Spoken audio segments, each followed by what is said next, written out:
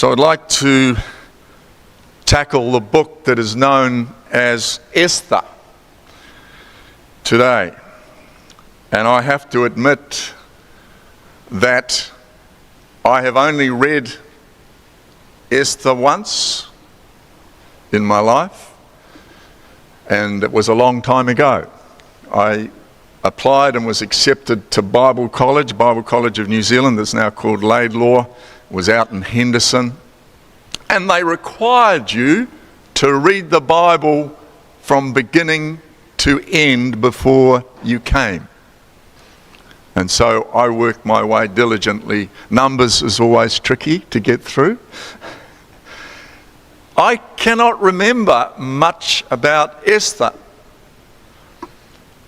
And so preparing this sermon was a new study for me in learning what happened, in learning this story. But there's a problem with the book of Esther. Or Esther. It's either or, by the way. What is it? What's the problem with the book?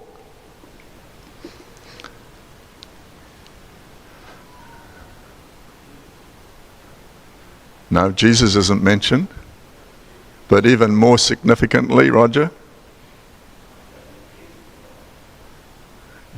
the king is a problem, yes. God isn't mentioned. And you're probably saying that, but I couldn't hear it. God isn't mentioned anywhere.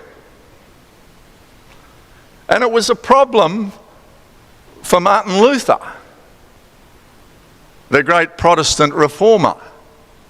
Luther said this: it's less worthy of being held canonical, and canonical means being admitted to the canon of writings that are regarded as God's holy scriptures. Okay? Less worthy of being held canonical than any other writing in the Old Testament. And there were two reasons, main reasons. God isn't mentioned, and he was also upset with all the pagan hedonism. He called it naughtiness that is in the book, in the writings. It's just, the Hebrew name for this is the scroll. And, you know, I wouldn't want to be sexist here this morning, but I wouldn't mind calling it Esther and Mordecai. You don't hear much about Mordecai, but he's actually a hero too, as you will see in this book. So my typical style is to give you a bit of background, and a lot of this was learning for me as well. It basically is an historical story about a faithful Jewish woman, Hebrew, and her courageous foster father, Mordecai. The book, as I have said, could be called Esther and Mordecai. There are two ancient versions of this book. One is written in Hebrew, and it is older, 4th century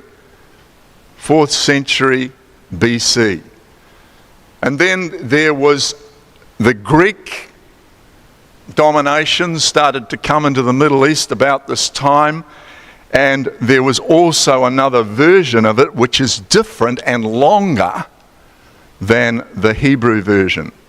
It is the Hebrew version that Protestants and Roman Catholic Christians use in their Bibles. But the Eastern Orthodox, including the Coptic and the Syriac Orthodox, use the Greek version, which has more, and scholars are sort of thinking, it's been added to. And so it kind of doesn't have as much credibility as the Hebrew version. Just thought you'd be interested in that. I was interested in that. Okay. It was written somewhere around the 4th century. And we don't know who it was who wrote it. It is set in the city of Susa, or Shushan. Now, I don't know if any of you, I know there are a lot of you who are globetrotters here. Has anyone, I'll put the map up here. I'm very pleased with my little yellow arrow. We need to have that again. Now here it comes. Oh.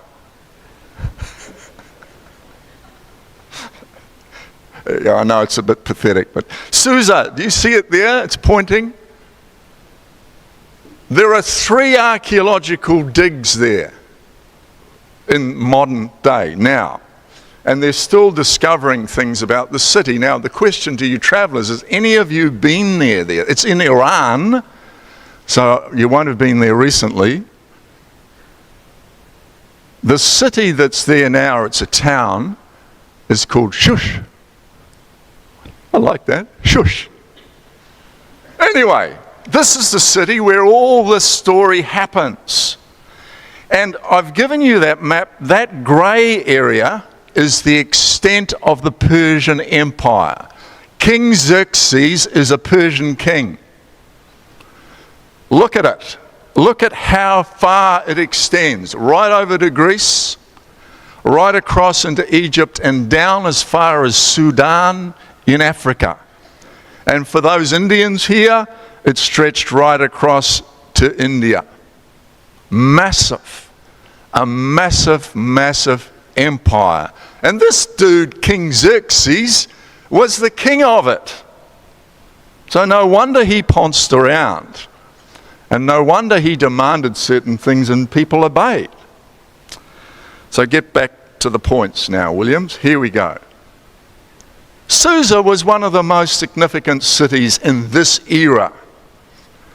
It's around the time that Ezra, Nehemiah, and Daniel, all those books in the Old Testament, they relate to this era in history.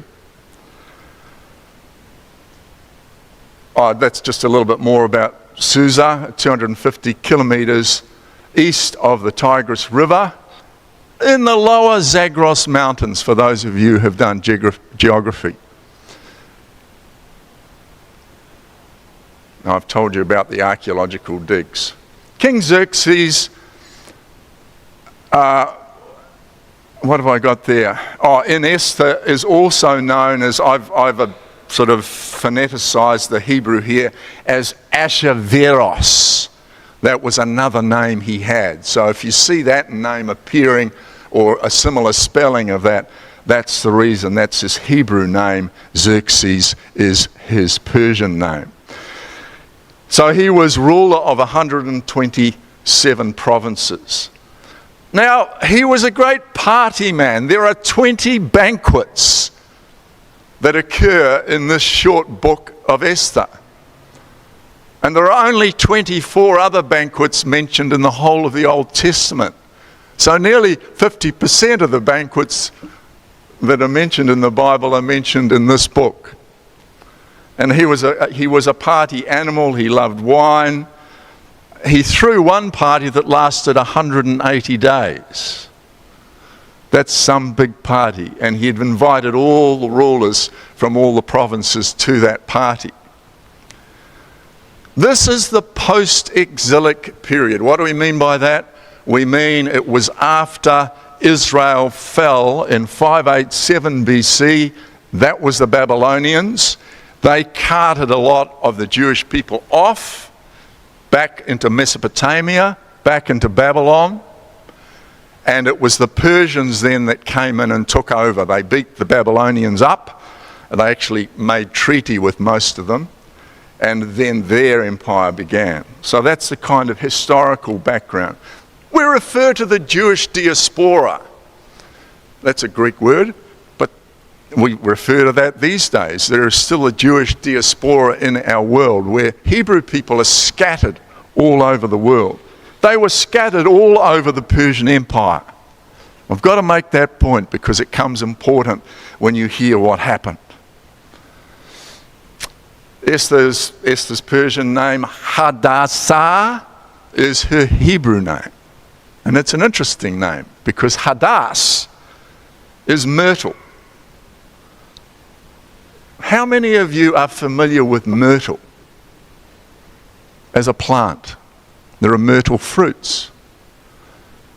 Apparently in the Mediterranean and the Middle East, it's a treasured plant or herb. And the thought is that she was named Hadassah after the myrtle plant. And one scholar is she was called Hadassah because as the myrtle, Hadass, spreads fragrance in the world, so did she because of her works of righteousness. I think that's lovely. She was like perfume. She certainly was, as you're going to find out, for her people. She became the savior of her people with Mordecai's help. And that apparently is a myrtle flower. And both the flowers, the scent, are used, and the leaves and the fruit. No, we don't. Whoop, that's sneaking ahead. So there you go. Now, it would be right, wouldn't it, next week to have a little quiz on all that? And I'm not going back on the slides. Okay? So that's what we will be doing. The information that's been in front of you and a little bit of what might be about to come forward. So here is this Hebrew girl in the city of Susa who was fostered by a relative called Mordecai. And you know, as I studied this, I came to admire them both greatly. And I need to tell you the story of what happened. And I'll try and do this as quickly. It's a colourful story. Are you with me? Xerxes, as I've already said, was a really wealthy man. And he had a harem. He had many wives and many concubines. As was the habit in those days, don't shoot the messenger. This is what happened. And Vashti Queen Vashti was his favourite. And one day he was having one of his parties and he had a bit much to drink. The Good News Bible, the verse is, he was drinking and was very merry. That's a Good News translation. The Hebrew is, he was very drunk. An Australian might say he was drunk as a skunk. And he wanted to show Vashti off to the lads. Yeah, look at my wife. And so he called on her, and she refused to come and parade herself in front of Xerxes and his mates. Xerxes wasn't used to this sort of thing. He got very upset, and he dismissed her, and he banished her from ever coming to his courts again. And then he had a problem, because he'd lost his favourite. And so he had these lovely virgins paraded in front of him.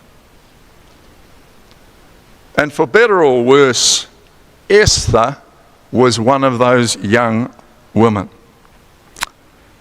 And the Hebrew has in chapter 2, she was beautiful and lovely and very beautiful. So the writer is trying to present, she was a knockout. She was a beauty. And she won Xerxes' heart there and then. But, this is what I found really interesting, she had to undergo a beautification process, ladies. 6 months of precious oils. I suppose she was immersed in them. She probably had to have a bath in them for 6 months. But that wasn't all. She then had 6 months of perfumes and cosmetic therapy before she could actually be presented to the king. And Mordecai, her foster father, manages to get a job for the king in the administration, public service. And one day he is two high up dudes plotting against the king, planning an assassination on the king.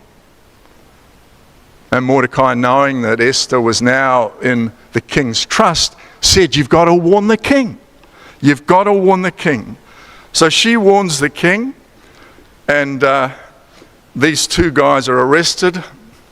Bigthana and Teresh were their names. They were arrested, and of course they were executed. Now enter the stage Haman. Haman the Agagite. That means he was a Canaanite. He's one of King Xerxes' top dogs, okay? And he'd just been at a feast with the king, and he was strutting home to his royal palace, to his own Dar-a-Lago. And he comes across Mordecai. Now, he was used to people bowing and kneeling. In fact, they were meant to bow and kneel to someone so important as Haman. But Mordecai didn't and wouldn't. And this upset Haman very much. And he went home, and he realized that it was because Mordecai was a Jew and he worshipped only one God and would kneel only before that God. He went home and he was bitter and twisted. He was infuriated. And he talked to his family. And he decided not only would he plan to execute Mordecai, but he would he would ask the king to have a decree and hunt down all of the Jewish people in the empire and have them slaughtered. The first pogrom against Jews in history started here. So, the next night, King Xerxes had a dream that was a nightmare, I guess, and he woke up in the middle of the night and he couldn't get back to sleep. But part of the dream made him remember that there was this person who had saved his life, and he had never done anything to honor that person. So he went to his servants and he asked, "Can you get the records? I want to find out who that was that told me about the assassination attempt." And they did, and of course it's Mordecai. And Haman happened to be coming to the king. The king wasn't sure how he would honor Mordecai, so he said to Haman,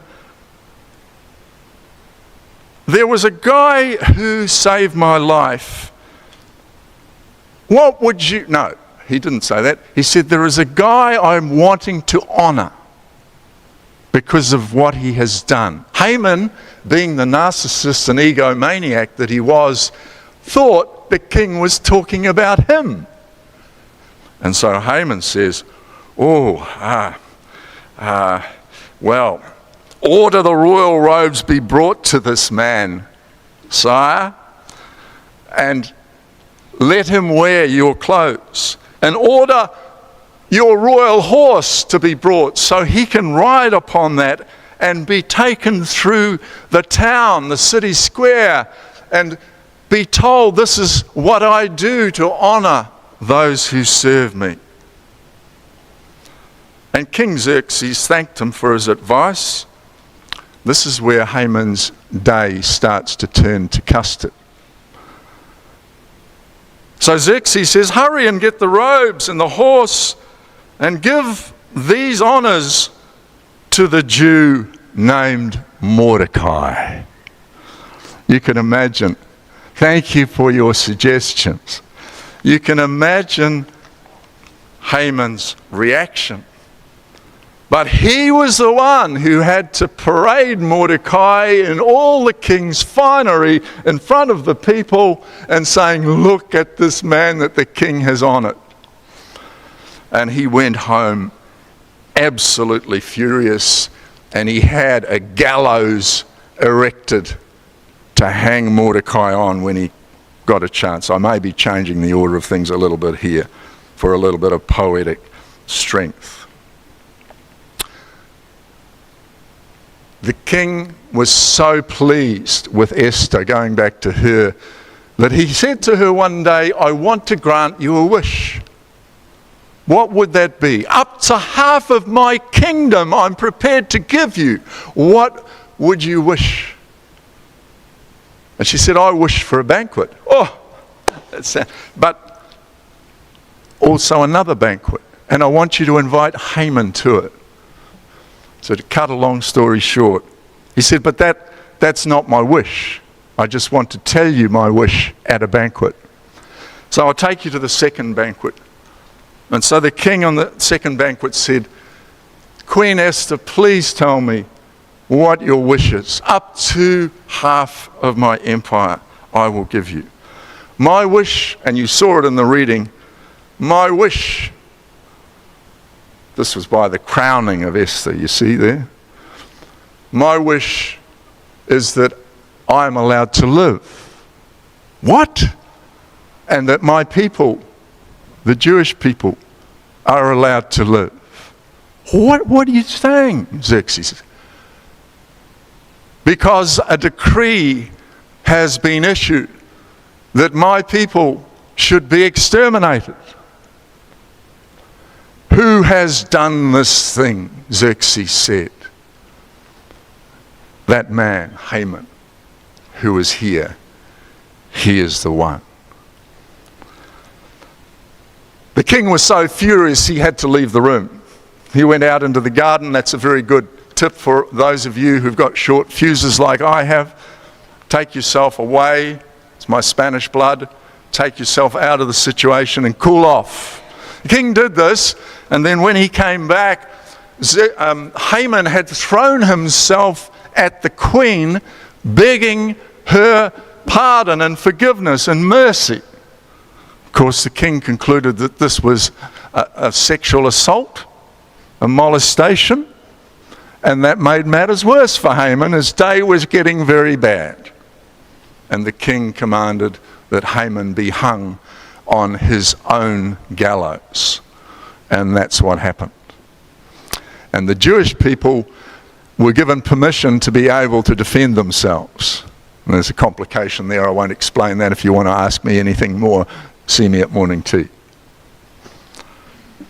I wondered whether this is the origination of, to be hung on your own petard. I think that is a nautical allusion, but it was like Haman was hung on his own petard, wasn't it? He was hung on his own gallows. I did try and dig and do a bit of research to see if that was the origin of it. I came up with nothing.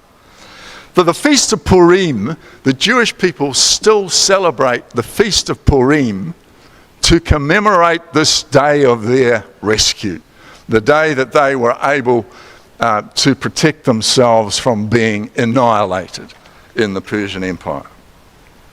You need to hear the whole story. Some of you know that I'm writing a play. Well, I'm thinking about doing some film scripting for a movie, because I reckon that would make a really good movie. You could have a bit of humour in it, black humour, I guess, but it's got potential.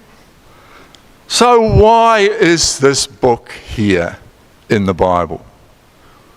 Why is it? Because it's a good story? I've censored it, by the way. And maybe Martin Luther was right. There's a lot of hedonistic naughtiness in this book. What are our takeaways, therefore? What is it that God might be saying to us through this book, this scroll? Matthew Henry he's like 100 years ago. He's an old scholar. But I often come back to him in his summaries.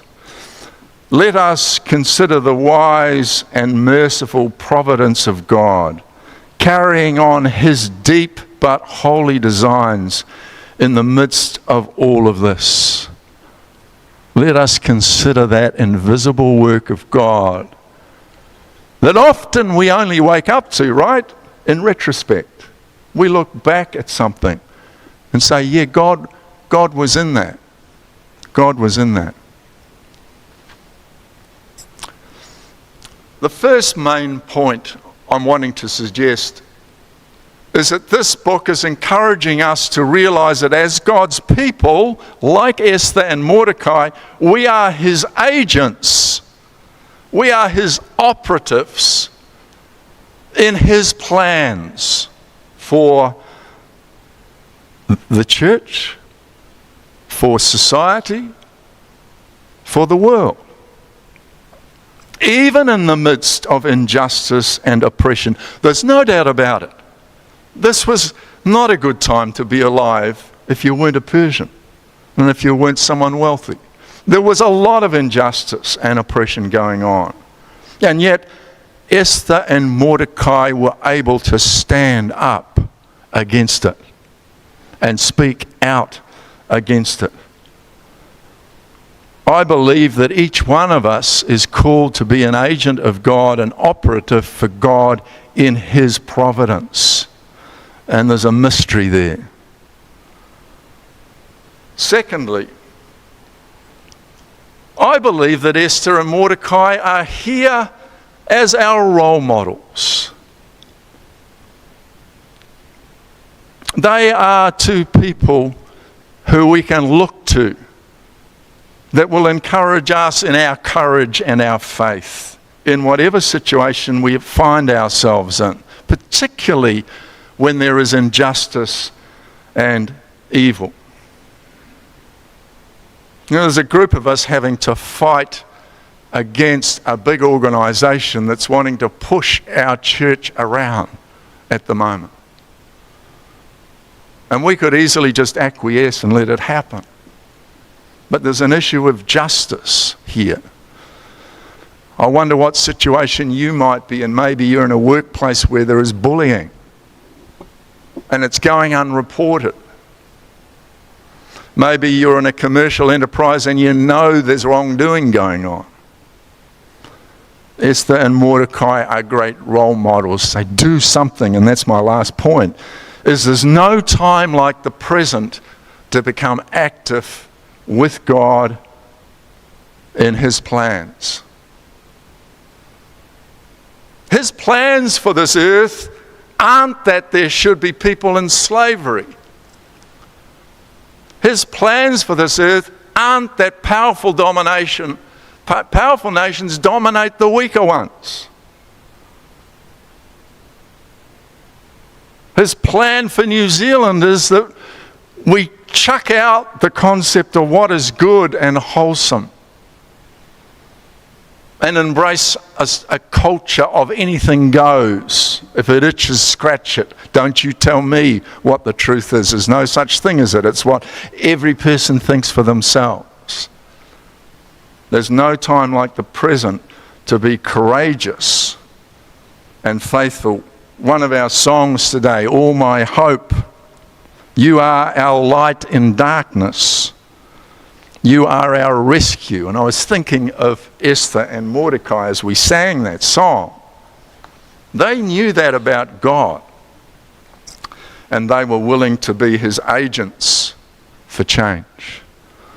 And I believe God is calling his people to be that increasingly. You know, God's plans, we talk about God's providence, it's something we can't see.